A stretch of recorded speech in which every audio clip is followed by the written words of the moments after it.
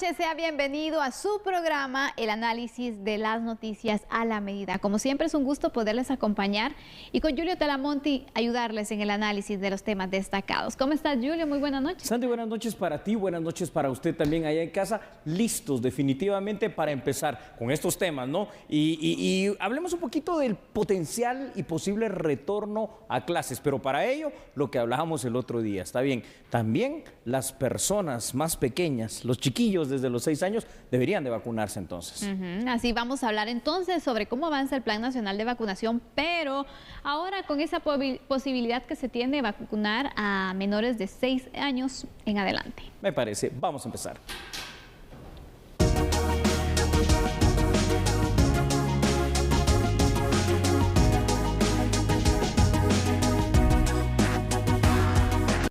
El mandatario indicó que se están realizando las gestiones para contar con más dosis de la vacuna Moderna con el fin de iniciar con la inmunización de niños entre 6 a 11 años de edad. El pasado lunes, la farmacéutica anunció que una dosis baja de su vacuna COVID-19 es segura y funciona en niños. Estábamos esperando una noticia que era qué dosis poderle poner a los menores. Recuérdense que esto es algo que el mundo está aprendiendo. Han habido y hay que esperar los estudios y las certificaciones. Ya se sabe la dosis y entonces estamos haciendo las gestiones para que podamos tener la suficiente dosis en las próximas semanas, primero Dios, para que a través de vacunas Moderna, ya sabiendo la dosis aprobada, para poder cubrir a los niños de 6 años en adelante. El mandatario señaló que en 3 meses se espera alcanzar la mayor cantidad de niños y adolescentes vacunados para un retorno a clase seguro. Añadió que esperan el arribo de más vacunas Pfizer para continuar con la inmunización de los menores. El 15 de febrero vamos a tener un regreso a clases. Las vacunas Pfizer para los mayores de 12 años a 17 años entra el 15 de noviembre, está programado según la COVAX. Esperamos que esta vez sí funcione COVAX y no nos cambie la fecha que iba a ser la segunda semana de octubre, después la tercera y la primera de noviembre. Y ahora sí mandaron un correo que queda por escrito en donde dice el 15 de noviembre, con lo cual vamos a iniciar con esas entradas de 1 millón de vacunas en noviembre y después otro millón en 2 entregas en diciembre y una más de medio millón en enero. Podamos tener 2.5 millones que nos ayudarán a cubrir con lo que tenemos a 1.4 millones de niños entre 12 y 17 años, que es la población que tendríamos que vacunar. Bueno, desde la semana pasada, televidente Sandy, hemos estado ya platicando del eventual regreso a clases a partir del mes de febrero del próximo año. Y algo que analizábamos, como tú recordarás, Sandy, es el hecho de que bien de los adolescentes de los 12 a los 17 años vacunándose. De hecho, están asistiendo bastante. Pero ¿qué pasa con los menores? Bueno, aquí está la respuesta, ¿no? Es decir, se va a iniciar ya también con esa inoculación.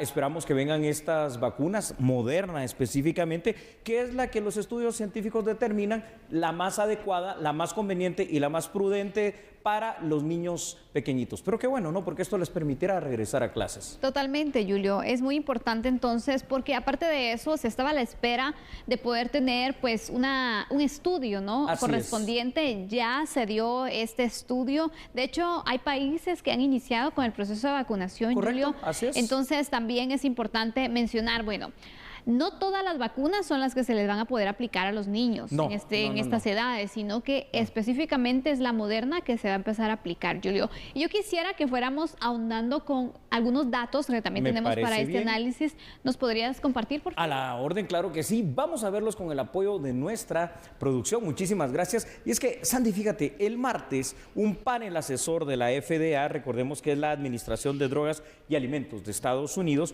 votó por unanimidad que los beneficios específicos de esta vacuna Moderna superan cualquier riesgo potencial para niños a partir inclusive de los 5 años. Entonces, esto está muy bien.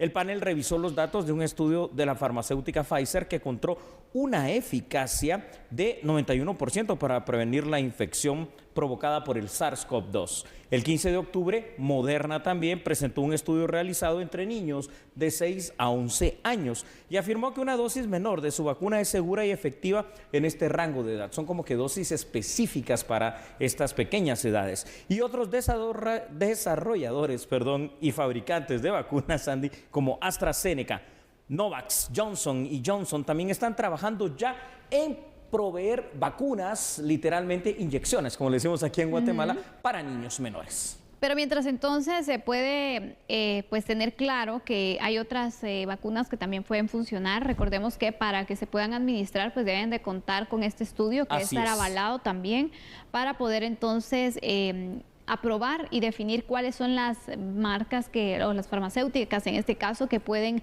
administrarse en los niños de 6 años en adelante. Así es. Sin duda alguna, esto es parte del plan que se tiene, el regreso a clases. Julio, hace unos días pues el presidente también anunciaba que se esperaba que para la quincena de febrero, ¿no? Sí, es se correcto. Pudieran regresar a las aulas y veremos también cómo va a marchar este plan, pero sin duda va a depender mucho del avance que se tenga también en la vacunación. Ahí viene la otra parte, ¿no? O sea, está previsto para que pueda ser a partir del 15 de febrero, totalmente de acuerdo, me parece también bastante prudente para que dé tiempo, pero aquí dependemos de una situación, ¿no? Y es del mecanismo COVAX específicamente. Recuérdese que estas vacunas fueron ya pagadas por el Estado de Guatemala y esperamos que ya no siga habiendo este tipo de atrasos. En teoría, con la planificación que se tiene y si obviamente pues los padres de familia siguen en esta misma dimensión que hemos visto durante la presente semana, acudiendo en este caso con jóvenes, pero que ahora podrá ser ya con infantes específicamente, podría llegarse a realizar esta situación a nivel nacional, porque estamos hablando de alrededor de 2,5 millones de vacunas las que tendríamos entre este momento y el mes de diciembre. Parecería suficiente. La verdad que sí, Julio. Hoy daba a conocer la OPS entonces sobre esa prioridad que existe para poder otorgar vacunas a Guatemala y que se pueda también seguir avanzando con ese Plan Nacional de Vacunación. Y con estos 2 millones entonces que mencionaba, las 2 millones de dosis que podrían estar arribando también. En esta semana ya ingresó un lote importante también, le damos a conocer y así entonces se van teniendo también los suministros que se necesitan para poder pues vacunar y poder ir avanzando en ese tema de la inmunización en nuestro país. El punto aquí es, bueno, ¿cuál va a ser también esa estrategia para poder llamar la atención de los padres de familia, hablando de la vacunación de los niños, para que puedan llevar a los menores a los centros de vacunación? Sería oportuno ver qué tanto ha avanzado con las edades que ya se pueden vacunar y analizar en qué se ha fallado, ¿no? Sí, bueno, aquí hay una situación, son fenómenos no sociales que hay que analizar en nuestro país. ¿Por qué? Porque la vacunación de adultos está teniendo cada vez, digamos que, un paro muy fuerte, sobre todo en aquel porcentaje de población que falta al menos de esa primera dosis para ya poder acceder lógicamente a la segunda, a su esquema completo. Ahí hay una situación que está fallando, eso es evidente, ¿no? O algún temor, algún miedo, algo que está haciendo un valladar bien fuerte. Por lo menos esta semana se vio una afluencia fuerte en ciertos lugares que están permitiendo esta vacunación de jóvenes, ¿no? Llamémosle así, de adolescentes. Y esto está muy bien. Ahora, la cuestión es cuál va a ser, como tú dices, esta estrategia, porque aquí en la ciudad yo no veo mayor problema y en las áreas metropolitanas. El problema lo vuelvo a visualizar otra vez cuando esto tenga que, digamos, extrapolarse a lo que son nuestros departamentos. Ahí es donde está la situación complicada, porque no se trata solo del regreso a clases en el distrito metropolitano, es a nivel república. Y sabemos que a nivel del interior de la república es donde se han tenido algunas complicaciones para que pues la mayor cantidad de población o se pueda ir avanzando en un porcentaje alto de vacunación a la población. Entonces aquí la niñez no va a ser la excepción. Si está fallando entonces el punto de la mayoría de los adultos, imagínate ahora en el caso de los menores. No los van a llevar. Entonces se tiene que hacer algún tipo de campaña de sensibilización o tal vez otra estrategia, ¿no? Y ya vamos a hablar de eso, pero vamos con datos. Vamos a verlos entonces, por favor, ahí en pantalla, véalos usted, qué bonitos. Y es que tenemos que ver lo siguiente. La vacuna Pfizer podría recibir aprobación para niños de 5 a 11 años, porque sus beneficios superan cualquier riesgo potencial. También cuenta con un 91% de eficacia. Varios países, también hay que decirlo, Sandy, ya están vacunando, ¿verdad?, a personas menores, y esto es muy importante. Muchísimas gracias. Por ejemplo, el tema de Chile, Emiratos Árabes Unidos, China, utilizando vacunas inclusive de origen chino, esto hay que decirlo. También Cuba usando las vacunas que han desarrollado ellos mismos. Recordemos que aunque rara vez los niños se enferman gravemente por COVID-19, y esto ha sido una tendencia desde el principio de la pandemia, sí se señalan algunos factores importantes para vacunarnos. Con el eventual regreso a clases de forma presencial, existe el temor de que pudieran surgir brotes de coronavirus en las escuelas. Así que ahí tenemos esta cuestión. Vamos a ver si cuadran los tiempos, si están las vacunas suficientes y si va a haber una aceptación por parte de la población. Porque, ojo, Sandy, en los menores depende de los padres. Totalmente, Julio. Es una estrategia que debe conquistar especialmente entonces a los padres de familia. Uno, recordemos algo. Sabemos que el tema de la vacunación de menores se ha estado dando ya en otros países, pero no se ha dado a nivel general. Entonces, esto podría ocasionar pues algún tipo de desconfianza por parte de los padres de familia, decir, bueno, mejor me voy a esperar un tiempo a ver qué pasa alrededor del mundo y qué pasa también con quienes pues se vacunen para ver entonces si tiene algún tipo de reacción para los menores. Y de esta manera entonces confiar pues la vacunación para sus hijos. O sea, en este punto yo creo que sí va a haber entonces algún tipo de desconfianza, algún tipo de incertidumbre, y si no lo reforzamos con la información que se pueda dar de forma oficial, creo que al final entonces vamos a tener pues bajos porcentajes en el tema de vacunación de menores de 6 años, bueno, niños de 6 años en adelante. Esto va a ser muy importante, ver cómo el Ministerio de Salud, pero sobre todo, repetimos, aquí lo hemos tratado muchísimas veces y creo que también no se toma tanto en cuenta, pero el papel de las autoridades municipales va a ser fundamental, sin duda alguna. Va a ser muy importante. No se preocupe por mi tos, me voy con mi propia saliva, a todos nos pasa. Pero ya pasó esta situación. No es COVID. No, para nada. Va a ser fundamental precisamente el papel de todas estas autoridades, no solo en lo municipal, en lo local, también están los líderes, los COCODES, están también, por ejemplo, los gobernadores que pueden estar apoyando. Y aquí tenemos que ver también en situaciones muy especiales y muy particulares, Sandy, qué es lo que se va a hacer. Por ejemplo, lo que está pasando en el Estorizabal. Exactamente, Julio. ¿Cómo en poblaciones como estas van a avanzar entonces cuando se da también una situación complicada con este tema de conflictos?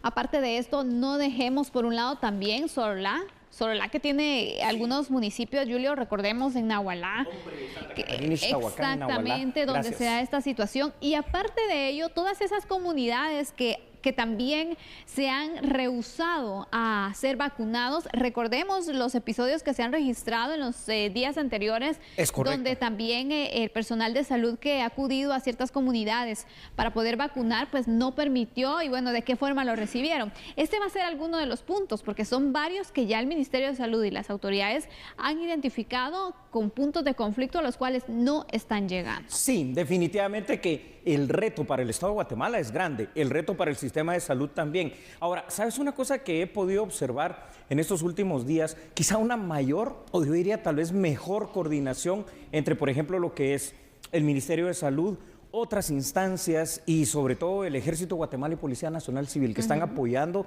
de una manera pues bastante buena este proceso de vacunación. Lo que yo sí tengo la duda, y esto sí habría que verlo, ¿verdad, Sandy? Está bien, se van a vacunar a los menores, a los adolescentes, pero tenemos que asegurarnos de verdad que ya todos los maestros estén inoculados, y tenemos que asegurarnos también que todo aquel personal administrativo, llamémosle de esta manera, que va a trabajar en escuelas, en colegios, en institutos públicos y privados, también haya pasado por esta situación de la vacunación. Por ejemplo, desde la señora de la tienda hasta el señor que cuida la puerta y todos, ¿no? Para que esta sea una protección de manera integral. Así es, Julio. Toda la persona que tiene entonces, está trabajando en servicios, que pues está en esa interacción, debería de hacerse ya obligatorio el tema de presentar el carnet de vacunación. Así es. Porque sabemos entonces la responsabilidad que se tiene también y cómo nos podemos ir protegiendo, ¿no? Hasta cierto porcentaje por medio de la vacunación. Entonces también será oportuno que ya el Ministerio de Educación empiece a hacer ese registro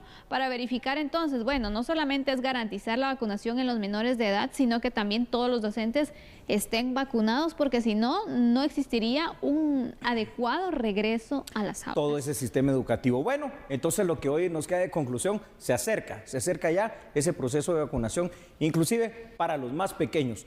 Una noticia muy interesante, ¿no? Los barriletes de Zumpango se pueden convertir en patrimonio de la humanidad. Así es, le presentaremos esta noticia y también el análisis cuando regresemos. No cambie, por favor, porque nosotros somos A la Medida.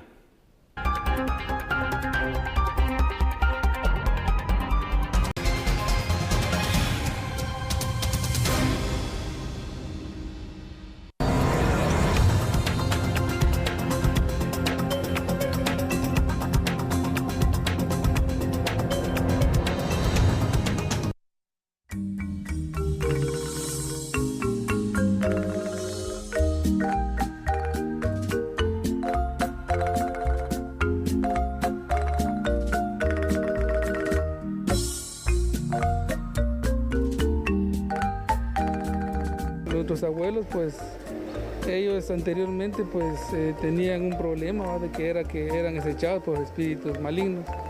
Entonces ellos acudieron a un sacerdote maya y él les dijo que movieran el papel, o más que todo, que colocaran el papel y que a la hora que el aire lo moviera, hiciera un ruidito y ahuyentar a los espíritus. Pues se queman porque a la hora de que el barrilete ya está por el momento expuesto, ya hizo su trabajo. Entonces a la hora que se quema es cuando se queman todo lo que él ahuyentó. Con hermosos colores y creativos diseños, los barriletes de Zumpango y Santiago Zacatepeques pueden llegar a medir hasta 20 metros de longitud. En su vuelo nos recuerdan que nuestros seres queridos han trascendido. Hay quienes tardan hasta 18 meses en elaborarlos y ahora podrían convertirse en patrimonio inmaterial de la humanidad. El gobierno hizo la petición a la Organización de Naciones Unidas para la Educación, la Ciencia y la Cultura UNESCO.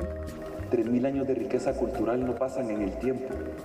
La construyen ustedes, la construimos todos. Eso es lo bello de una cultura, que es una cultura viva. Tanto en San Juan como en Zumpango, en Santiago, en Puerto Barrios, en Jalapa, en Escuintla, viven esta tradición, no tan magna como ustedes, pero la vive Guatemala entera. Gracias, porque solo así podemos perdurar a través del tiempo. Es una tradición magnífica de esta zona de Zacatepeques. Y es muy importante resaltar también la valoración de esta tradición cultural en la que los pobladores, quienes fabrican y quienes elevan los barriletes, entran en comunicación con las almas de quienes ya no están en este mundo. Hay que tomar en cuenta que estos barriletes, cuando se elevan, también llevan unos papelitos en la cuerda, ¿verdad? Ustedes saben que son telegramas que se mandan a las almas, a los espíritus, y son telegramas con mensajes pidiendo bienestar y suplicando paz entre hermanos. Cada 1 de noviembre, los barriletes gigantes de Zumpango y Santiago Zacatepeques son una carta al cielo para conectarnos con los que ya no están físicamente con nosotros y alejar a los malos espíritus.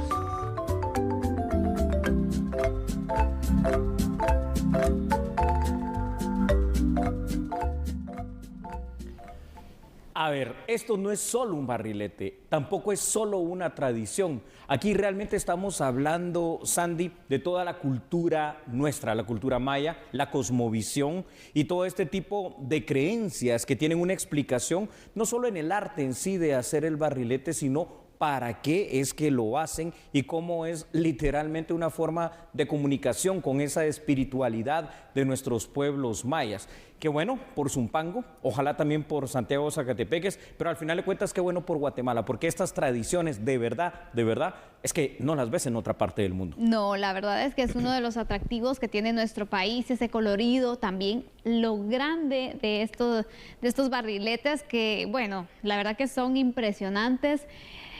Sabemos que por el contexto de la pandemia pues no se ha podido realizar este tipo de actividades como en otras ocasiones que reunía miles de personas en este lugar y que de verdad era una forma de reactivar el turismo, de poder entonces admirar este trabajo que no lleva un par de días, sino que es todo un proceso, semanas, meses incluso, de poder elaborarlos. Sin duda alguna es digno de admirar, pero ahora pues mientras pasa toda esta situación, ¿no? Tenemos que seguir pues conservando y apoyando también, porque en este año se van a hacer transmisiones que nosotros podemos seguir apoyando también para las personas que pasan tanto tiempo, imagínate, tantas horas dedicándole, bueno, a la construcción. El arte a la construcción de los barriletes en estos lugares. Sin duda alguna, característicos entonces de estas dos poblaciones. De estas dos poblaciones en esta fecha tan tradicional del 1 de noviembre. Y acá es donde uno se pregunta, ¿no? Porque entender el tema de la cosmovisión a veces es un poquito complicado para los que nos hacemos llamar ladinos, pero después de tantos meses, de tanto trabajo, de tanto costo, porque esto cuesta muchísimo dinero y tanto esfuerzo hasta para hacerlo volar, que se queme. Y uno dice, ¿pero por qué los destruyen? Es que es simple y sencillamente cumplieron su función de llevar y sacar esos espíritus malignos, llamémoslo así, llevar los mensajes hacia los abuelos al cielo, como le dicen pues nuestra herencia maya, y luego pues ya destruirlo, ¿no? Como cuando destruyes en teoría el mal de ojo. Vamos con datos. Vamos con datos, Julio. Muy bien. Vamos a verlos entonces, por favor, ahí en pantalla. Fue solicitada a la UNESCO considerar y examinar la inclusión de la elaboración de barriletes gigantes de Zumpango en la lista de Patrimonio Cultural Inmaterial de la Humanidad. Sandy, la elaboración y exposición de los barriletes gigantes se ha convertido en toda una tradición histórica cada 1 de noviembre, el Día de Todos los Santos. Es uno de los eventos más importantes para Zacatepeques y claro, para Zumpango. Cada año, además, el evento atrae a miles de personas que buscan apreciar los diseños y colores de los barriletes confeccionados en homenaje a aquellas personas que fallecieron durante el año y para sacar pues ese mal augurio, esos malos espíritus y atraer las cosas buenas para toda la población y para todos los que participan como entes vivos de una tradición viva. Mira, Julio, la verdad es que esta declaración creo que es muy importante. Así es. Porque uno, resalta esa riqueza cultural que tenemos en nuestro país. Número dos, también hace también el compromiso a nivel de Estado, a nivel de país, de poder mantener este tipo de tradiciones. Sí. Porque también sería oportuno, imagínate, que en las escuelas pudieran enseñar incluso este tipo de arte, poder resaltar un poco más también el tema. Yo me recuerdo, Julio, y yo todavía tuve la dicha de poder entonces elaborar pues mis propios barriletes. No de estas dimensiones, bueno, fueron. Pero sí volabas barriletes, pero ¿verdad? Sí, yo hacía los míos y me recuerdo que en la escuela nos daban como que las técnicas para poderlo realizar, ¿no? Y te ayuda a crear esa imaginación. Aparte tienes una forma totalmente diferente, no en un teléfono, no viendo la televisión, el internet, sino ese momento de recreación que puedes tener, Julio, con la naturaleza, puedes compartir también. La verdad es de que se disfruta toda esta experiencia de poder elaborarlos, de poder volarlos y tener entonces esa forma de elevarlos incluso. Imagínate, por eso es que nos sorprendemos mucho al momento de ver estos grandes barriletes, Julio, porque tú te imaginas, no es que cuando yo he visto de verdad que han traído algunos que son de ciertos tamaños. De hecho, aquí tenemos uno. Exactamente, hay uno que tú de verdad no es de la dimensión de los de Zumpango, pero es algo pesadito. Hombre, pero ya volar que está aquí. Exactamente. Imagínate estos que están ahí, sin duda alguna, pues es todo un arte y de verdad yo me sorprendo muchísimo y felicito a todas las personas que se dedican a este tema, porque gracias a ellos es que nosotros nos podemos maravillar y gracias a ellos es que esta tradición también no se pierde, Julio, porque vienen de verdad de generación tras generación y gracias a Dios que se ha mantenido. Así es, cultura, color, tradición. Así que vamos a ver más datos también para dar más contexto a este tan extraordinario tema, ¿no? Que vale la pena resaltarlo. Y es que el Comité Permanente de Barriletes de Zumpango, Zacatepeques, detalló que la edición 122 del festival del próximo 1 de noviembre se va a realizar, como tú lo decías, Sandy, de manera virtual por segundo año consecutivo. La tradición tiene muchos años de existencia, pero fue en 1978 cuando evolucionó en forma en la que hoy la conocemos como una organización y con un reglamento debidamente establecido. El Festival de Barriletes Gigantes ya es patrimonio cultural de Guatemala, es decir, nuestro, pero ahora tiene que ser de la humanidad. Porque según los organizadores para este año, los barriletes en exhibición, escuche usted por favor, oscilarán entre los 6 y los 13 metros de diámetro. En otros años se han registrado tamaños de hasta 20 a 22 metros. Hay que decir que estos extremadamente grandes son solo para exhibición, pero es que es una exhibición impresionante. Ahora, hay que preguntarnos algo. Mucha gente venía, entre otras cosas, aquí a Guatemala específicamente para ver esto. Sí. Y los guatemaltecos, ¿será que lo estamos apreciando? ¿Lo hemos ido a ver alguna vez en nuestra vida? ¿O simple y sencillamente no? Si no lo hemos hecho, pues ahora, por lo menos este año, es momento de hacerlo de manera virtual y ojalá de aquí a unos 2 o 3 años, no plazo más grande, hacerlo de manera presencial. Sin duda alguna, Julio, es parte de las experiencias que tenemos que vivir, porque imagínate, no tenemos que viajar aquí lo tenemos para poder entonces disfrutarlo y dejarnos sorprender. No tenemos que ir a otros países, al contrario, hay mucho extranjero que viene también y que sin duda alguna, pues esto va a afectar en el tema del turismo porque pues ya no se va a atender, ¿no?, de forma presencial por la situación que se está viviendo, y sería oportuno también que se les pudiera apoyar a estas personas para poder entonces ayudarles con el tema de los gastos, porque imagínate cuánto material también se gasta. Mira, esas imágenes en la forma en la que ya los ponen en exposición, cuántas personas se necesitan, es sorprendente sin duda alguna poder apreciar estos barriletes. Y Julio, ojalá, de verdad yo me uno a ese deseo de que pronto podamos regresar y podamos pues estar presentes en este tipo de actividades, porque creo que nos hace falta también. Tenemos que hacerlo. Sí. Como mensaje final, Guatemala tiene tantas cosas lindas en cada uno de los 22 departamentos, tantas tradiciones, tantas costumbres. Por cierto, antes de irnos a la pausa, ya empezó a comprar las cosas del fiambre, otra de nuestras grandes tradiciones. Así es. Pero no vamos a hablar de eso, vamos a hablar de cosas lamentablemente un poquito más serias, ¿no?, y delicadas para el país. Así es. Vamos finalizando entonces, ya le dimos a conocer a usted esta importante noticia. Un saludo para todas las personas que se dedican a la elaboración de los barriletes, Zumpango, todas las comunidades entonces que también se dedican. Gracias por todo su talento y por mantener viva esta tradición. Al regresar hablaremos de un tema de deudas de país. ¿Por qué es que el Estado tiene estas deudas? Bueno, lo vamos a estar analizando, Julio. Así es, así que por favor no cambie, porque recuerde que nosotros somos a la medida.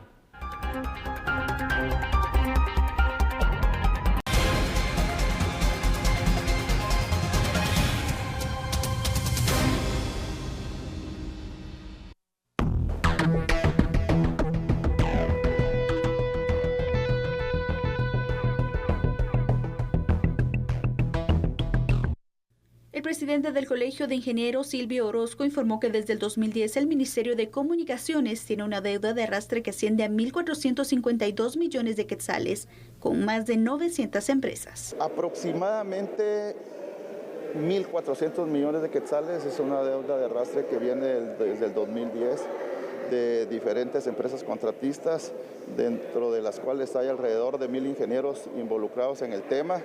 Y lamentablemente pues esto se da desde el 2010 y que no hemos visto todos los esfuerzos que hemos hecho como Colegio de Ingenieros, como defensa gremial, a fin de dar a conocer a las diferentes o a las distintas instancias interinstitucionales que trabajan este tema de deuda, pues a la fecha no hemos logrado que se haga efectivo ese pago.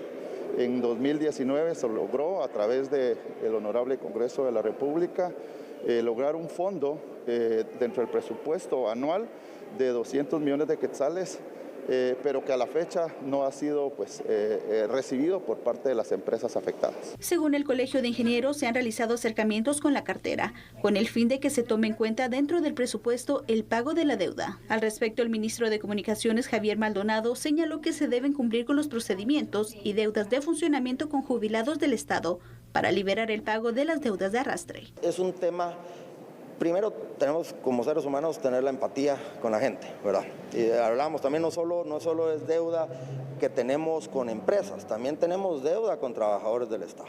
Hay gente que no se les ha pagado sus prestaciones y es gente que sudó y dio su vida por la institución. Y con el tema del Colegio de Ingenieros hemos tenido muchas reuniones, estamos con ellos, pero nosotros tenemos un procedimiento que no lo podemos acortar, y esto era un fideicomiso, ¿verdad? Entonces, para cerrar un fideicomiso hay un proceso engorroso, horrible. O sea, la voluntad la podemos tener, pero yo no puedo generar un pago si no terminamos el proceso de liquidación. Necesitamos encontrar los mecanismos, y si hay que cambiar leyes, pues que nos ayuden acá a cambiar leyes para poder nosotros ser responsables y poder pagar. De lo contrario, aunque yo quisiera pagar, el sistema no te lo va a dejar porque no has terminado los procesos administrativos. A ver, ojo, porque este tema hay que entenderlo en su justa dimensión, Sandy y televidentes. Cuando hablamos de esta deuda de arrastre de 1.400 millones de quetzales, de hecho 1.452 por parte del Estado de Guatemala, nos estamos refiriendo únicamente a la deuda de arrastre de un ministerio, del Ministerio de Comunicaciones e Infraestructura, ¿verdad? Y estamos hablando de obras que ya se hicieron y que no se pagaron, reparaciones, por ejemplo, de carreteras, de puentes que ya se realizaron y aún no se han pagado, y que son deudas de arrastre que se van generando y que se van arrastrando año tras año. Por supuesto que se van incrementando. No estamos hablando en este tema tampoco de toda la deuda que pueda tener el Estado de Guatemala, pero ya cuando hablamos de 1.452 millones de quetzales de deuda de arrastre en un ministerio, nos imaginamos cómo puede estar la situación. Y eso es lamentable, no es terrible. La verdad que sí, Julio. Mira, sin duda alguna también es el resultado de mala administración que se pueda tener, porque ¿cómo es posible que vas a dejar tú la deuda? De verdad, quien está al frente de cada ministerio tiene que velar porque lo que se actúe y porque los compromisos que se tengan también con contratos se puedan ir cancelando, y de verdad no dejarle entonces esta deuda de arrastre a otras administraciones, porque mira, esto es algo que viene de varios años, ¿no? Sí, se va arrastrando y total que varias administraciones siempre van trayendo deuda de arrastre. Yo no recuerdo alguna que haya encontrado como que todo liquidado, especialmente en el Ministerio de Comunicaciones. Y qué complicado, Julio, porque el Ministerio de Comunicaciones tiene una gran función. Sabemos que el desarrollo que se pueda generar con la infraestructura también de nuestro país es muy importante, pero le vas a restar de su presupuesto, es decir, vas a dejar de hacer tus proyectos, vas a dejar de mejorar rutas por estar pagando deudas que anteriormente se dejaron y que no lo hicieron de una buena forma en temas de administración financiera. Es que aquí hasta cuesta entender esta situación con los procesos tan aparentemente burocráticos, engorrosos y rígidos del Estado de Guatemala. ¿Por qué? Porque no debería existir este tipo de deudas. Cuando se contrata una empresa para cualquier situación de la construcción de algo, reparación de un tramo carretero o alguna cuestión, se están dando etapas en las cuales, conforme se van dando esas etapas, se va también pagando y se va desembolsando. Entonces uno no entiende cómo es que esto se ha venido constituyendo en una mala práctica, porque realmente ya es una mala práctica. Entonces, a lo largo de los años, de los quinquenios y de los decenios, pues esto se convierte en miles de millones de deuda. Y estamos hablando en este caso de 1.452 millones. ¿Qué impiden? Impiden precisamente la inversión, impiden precisamente mejorar, comprar más maquinaria, tener mejor infraestructura, y si a esto le sumamos la forma en la cual se manejan acá los presupuestos, que es privilegiar el pago administrativo a la inversión pública como tal, bueno, vaya menudo problema el que tenemos. Totalmente, Julio, pero vamos a ir planteando algunos puntos con datos, ¿te parece? Claro que sí, sí. Fíjate que un poquito con lo que tú decías, obviamente por cuestión de edad yo tampoco recuerdo, pero en Guatemala sí han habido 2 presidentes al menos que han logrado pagar. No recientes ni... No, y esto es lo malo, ya muchísimo tiempo atrás, que han logrado pagar las deudas del Estado, y esto sucedió, en primer lugar, en la época de Jorge Ubico. Imagínate hasta dónde tenemos que retroceder, en la década de los años 30. Y luego la segunda ocasión con Jacobo Arbenz Guzmán, que ya estamos hablando de la década de los 50. De ahí en más, el Estado de Guatemala siempre ha estado endeudado en todos los temas. Sin embargo, después de esas 2 ocasiones, la deuda pública nuestra se ha ido creciendo, se ha ido incrementando hasta los actuales niveles que conocemos al día de hoy. Lo que estamos analizando, en este caso, los 1.400 millones de deuda de arrastre en el tema de infraestructura. De hecho, quiero decir algo, Sandy. Fíjate que en nuestro país, cada niño que nace ya debe 13.152 quetzales. Y hay otras cuestiones también importantes e interesantes que deberíamos de saber, ¿no? Y por supuesto, por favor, no sé si me apoyas con estas situaciones. Claro, Julio. Porque es tremendo, ¿eh? Totalmente. Y es que aquí nos planteamos algo. Es necesario poder ir cambiando y replantear ciertas estrategias del Estado. Claro. Y para eso vamos a mostrar también estos puntos en pantalla para que usted vaya entonces acompañándonos desde casa con este análisis. Cuando me refiero a ir replanteando las estrategias del Estado, es comprender que hay pagos que son necesarios, que deben seguirse ejecutando. Por ejemplo, el de los pensionados es uno de ellos. Claro que sí. Pero también significa el replanteamiento del presupuesto, que debe pasar a disminuir la burocracia que no sea necesaria. Eso es correcto. A su vez, se deben hacer otro tipo de acciones como el combate frontal a la corrupción y otros tipos de hechos como el enriquecimiento ilícito de los fondos nacionales. Esto es importante poder ir fortaleciéndolo.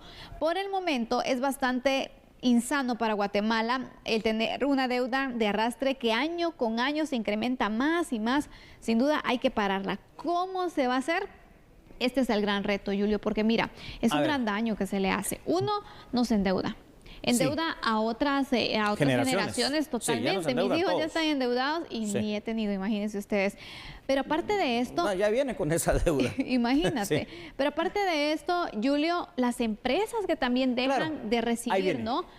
Pueden quebrar, pueden verse con la necesidad de hacer despidos, se van debilitando. ¿Por qué? Porque no tienen el pago. Y por supuesto habrá que investigar, ¿no? Porque también fuera de este tema que hablas de los impagos en las empresas, que pueden verse afectadas hasta ese punto de quiebre, también pueden darse situaciones en las cuales haya algún mal manejo o haya habido... Recuerden que los funcionarios públicos tienen 20 años de responsabilidad. Hay que investigar de aquí varios años atrás para ver si no hubo malos manejos, si no hubo algún acto corrupto, qué es lo que pasó, por lo cual hemos llegado a estos niveles tan insostenibles ya de deuda de arrastre. ¿Usted quiere su puente? ¿Quiere que le arreglen la carretera? Sigamos esperando un poquito porque está difícil con esta situación. La verdad que sí, Julio. Y verificar también si las obras que se están cobrando como con fines de transparencia sí se han ejecutado.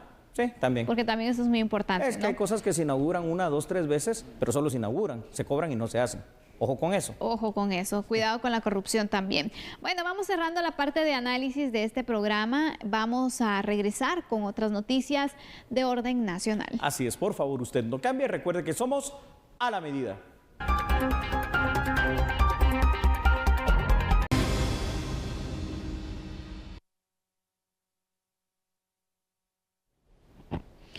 Y bueno, el ministro de Energía y Minas se refirió a la situación que se está viviendo en el Estor respecto a la operación de una minera en la región. Una sentencia de amparo donde se reconoce que el Ministerio de Energía y Minas, cuando otorgó esa licencia minera en el año 2006, obvió realizar una consulta, la consulta a los pueblos indígenas, y por tanto manda la suspensión del derecho minero. El derecho minero se encuentra efectivamente suspendido, pero y el Ministerio de Energía y Minas inició ya el proceso de preconsulta. El problema es que hay personas que aducen que tienen derecho a participar en el proceso de preconsulta y de consulta posterior sin poder acreditar ese derecho. Y el Ministerio de Energía y Minas, habiendo validado en campo y siguiendo las pautas establecidas en la propia sentencia que nos dice la forma en que se determina y quiénes deben participar en la preconsulta, pues determinó que estas personas en particular no podrían participar. La sentencia manda la suspensión del derecho minero, pero en el Estor también trabaja otra empresa que procesa minerales. No extrae minerales, sino que los procesa. Y ese derecho, que de hecho no depende del Ministerio de Energía y Minas, ese derecho, pues no está suspendido por la Corte. El Ministerio tuvo más de 7 reuniones con personas en el Estor y en Panzós, que también hay influencia en Panzós, para explicar el porqué de la sentencia, las actividades de consulta que se iban a llevar a cabo. Y, por supuesto, el diálogo principal está dándose a partir del 28 de septiembre, que inicia el proceso de preconsulta de forma formal. De hecho, el proceso de preconsulta lleva ya 2 sesiones, en 28 de septiembre, como dije, y el 22 de octubre pasado, que se llevó a cabo la segunda sesión, y por supuesto que estamos comprometidos a continuar con este mecanismo de diálogo que permite 2 cosas, pues generar certeza a las inversiones en el país, pero sobre todo y más importante, que el derecho al pueblo indígena, en este caso el quechí, a opinar sobre la visión de desarrollo en la comunidad, pues se tome en cuenta. Lo primero que hay que decir es que no es una decisión del Ministerio de Energía y Minas decidir la forma en que el pueblo indígena va a ser representado o no. Pero sí es importante recalcar que el propio convenio 169 de la OIT y la sentencia de la Corte de Constitucionalidad es claro en señalar que el pueblo indígena debe participar a través de sus instituciones representativas.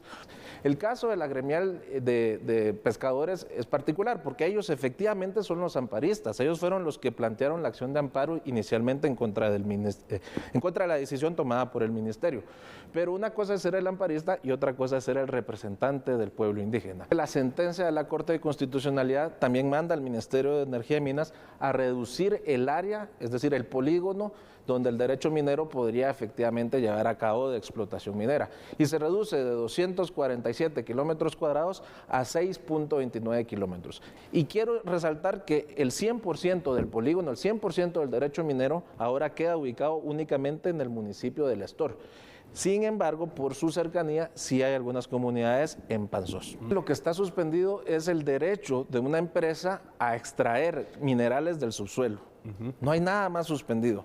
Entonces, si esta u otra empresa tiene otro negocio, por ejemplo, una planta de procesamiento, aunque esté en el área de influencia, no es una actividad prohibida, no es una actividad que haya mandado suspenderse. CGN es la compañía guatemalteca de níquel, que es la titular del derecho minero Fénix, entre otros derechos mineros, y es la que tiene, por tanto, suspendida el derecho de explotación Fénix.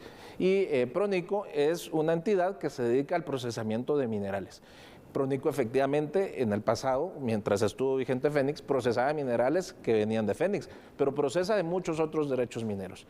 Que Pronico pueda funcionar no está en tela de duda, eso no ha sido prohibido por la Corte. El tema de la minería en general en Guatemala es un tema que lamentablemente pues está siendo malentendido por los guatemaltecos. Y efectivamente el tema de las regalías es un tema que normalmente es atacado. Se considera que el 1% de los ingresos brutos, que es lo que está establecido en ley, y esto es importante decirlo, es lo que la ley exige hoy por hoy, se considera que es poco. Pero yo haría el énfasis en que sigue siendo un 1% sobre ingresos totales, sobre ingresos brutos. El Ministerio de Energía y Minas ha emprendido ya, es un proceso de definir una nueva política minera a nivel nacional. Y de hecho es un proceso que ya se inició, donde van a tener participación muchos actores del país y donde es importante que toquemos el tema de las regalías.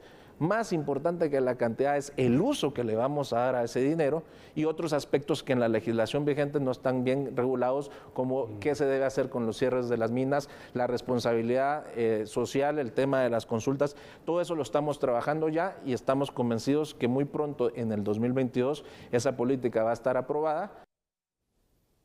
Atentos por favor a la siguiente información, y es que la crisis de los contenedores, lejos de resolverse, hasta podría empeorar, ¿no? Y puede ser que se extienda hasta más allá del año 2023. De hecho, los efectos negativos ya están empezando a impactar a Guatemala. Vea la información.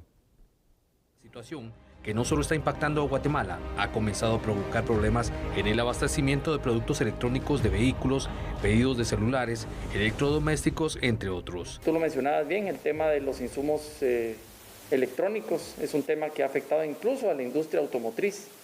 La industria automotriz ha sido fuertemente golpeada, la producción de vehículos en algunos casos por no tener ciertos componentes, ciertos chips que no permiten que se terminen algunas producciones. Y que también las épocas de fin de año, pues ya la gran mayoría de las cadenas grandes pues ya han sido abastecidas o se han estado abasteciendo.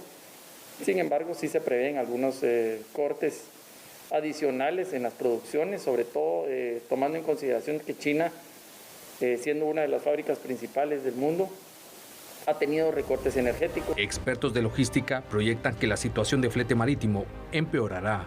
Yo no quiero ser pesimista, pero no tenemos por delante unos momentos buenos. El año 2022 va a ser un año muy complicado y la mayoría del sector cree que hasta seguramente el 2023, bien entrado 2023 o 2024, no va a ser capaz la oferta o la demanda de acomodarse a la oferta. Como bien lo han venido platicando mis colegas, escasez de materia primas, escasez de contenedores, pero en particular, un ejemplo, en la región Norteamérica hay otra, comienza a haber también la escasez de mano de obra, al menos en los Estados Unidos, ¿no?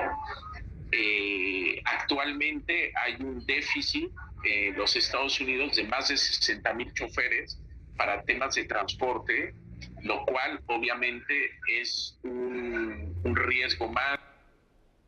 Y por medio de una propuesta de ley, congresistas buscan aprobar que una vez al año, cada 30 de enero, se le otorgue asueto a todos los ingenieros del país. Actualmente existe un acuerdo gubernativo que declara el 30 de enero como el Día del Ingeniero. Sin embargo, no contempla privilegios para el gremio en ese día. Es por ello que diputados al Congreso de la República presentaron la iniciativa de ley de Día del Ingeniero, para que además de conmemorarse en esa fecha, también lo tomen como asueto con goce de salario. Una ley que quiero hacer de su conocimiento que nació del seno del Colegio de Ingenieros y de los agremiados de esta importante institución. Y como ingenieros, pues creemos que es importante dignificar a este gremio. Que este alto organismo, el Estado, dignifique con la aprobación de esta iniciativa de ley a todos los profesionales de la ingeniería, concediéndoles un día de asueto con goce de salario el 30 de enero de cada año. El presidente del Colegio de Ingenieros se refirió a la propuesta de ley, señalando que el objetivo principal es enaltecer la celebración para más de 20,000 profesionales de la ingeniería en Guatemala. Dicha propuesta busca brindar reconocimiento al trabajo realizado por los profesionales de la ingeniería por casi 75 años, ya que el otro año cumple 75 años esta noble entidad. Basta recordar ejemplos como Francisco Vela, Raúl Aguilar Batres, Efraín Recinos, entre otros, para crear un entorno de reconocimiento por la labor ingenieril y la necesidad de motivar su estudio en las generaciones futuras que inciden en la aplicación de la ingeniería en todas las áreas posibles de la sociedad. Más que el día de un gremio, en particular deseamos que cada 30 de enero se celebre en todo el país como un día dedicado a la ciencia, a la técnica y a la investigación. La propuesta de ley fue presentada a Dirección Legislativa y a la espera de iniciar su proceso de análisis y aprobación en el Congreso de la República. Autoridades del Ministerio de Gobernación dieron a conocer el día de hoy cuáles son los primeros resultados de esos primeros también días en los cuales el municipio del Estorizabal ha estado en este estado de sitio. Vean la información. El sitio lleva 3 días de vigencia en el Estorizabal y las autoridades continúan realizando operativos en diferentes puntos del municipio. Se han realizado 26 allanamientos que han dado como resultado la captura de 14 personas, 4 de ellas en flagrancia. Las aprehensiones fueron por los delitos de homicidio, usurpación del estado civil, deserción, agresión con arma de fuego, robo, amenazas de muerte, intento de asesinato, entre otros. Además, se han incautado 14 municiones, 2 teléfonos celulares y un arma artesanal. Por otra parte, se tienen instalados 9 puestos de control a través de los cuales se han identificado a 404 personas. El estado de sitio estará vigente durante 27 días más. Las acciones de seguridad continuarán en el lugar. Y bueno, hasta aquí llegamos con el programa. Gracias por acompañarnos. Recuerde que mañana tenemos una cita y no nos puede defraudar. Lo esperamos a las 9 de la noche. Así es, gracias a todos ustedes, gracias a todos quienes a través de Sandy y de su servidor en la calle saludan a todo este equipo de La Medida. De hecho, aquí estoy recibiendo de un amigo y dice, mire, mi mamá, Sandra Mejía, saludos a usted y a todas las señores madrecitas que nos ven todas las noches. Gracias por eso. Dios les bendiga. Que descanse. Feliz noche. Chao.